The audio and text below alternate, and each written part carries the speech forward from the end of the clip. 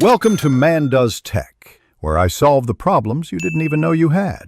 In this video, I will explain how to replace a clock spring. First, always prioritize safety by disconnecting your vehicle's negative battery terminal for at least 10 minutes. This crucial step prevents accidental airbag deployment. Next, locate and remove the two retaining bolts, usually found on the sides of the steering wheel, that secure the airbag module. Carefully detach the airbag and disconnect its electrical connectors. Remember to mark the steering wheel's position on the steering shaft for accurate reinstallation later. With the airbag safely out of the way, proceed to disconnect any other electrical connectors attached to your steering wheel components. Now, it's time to remove the steering wheel itself. Using a proper steering wheel puller tool is highly recommended to ensure a safe and damage-free removal from the steering shaft.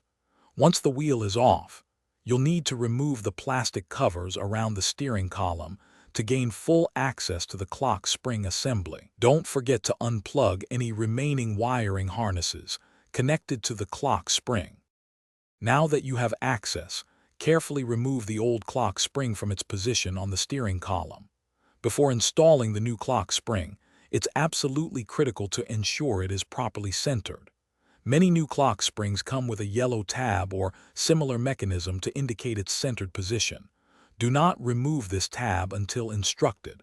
Gently place the new clock spring onto the steering column, making sure it aligns perfectly. Then, reconnect all the electrical connectors to the new clock spring assembly. With the new clock spring in place, begin reassembly by reinstalling the steering column covers. Next, carefully place the steering wheel back onto the shaft, aligning it precisely with the mark you made earlier. Reconnect all the electrical connectors to the airbag module. Gently reattach the airbag module to the steering wheel and secure it firmly with its two retaining bolts.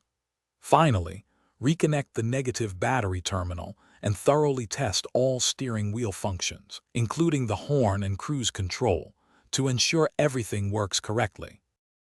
Thanks for watching. If you found this helpful, don't forget to like and subscribe.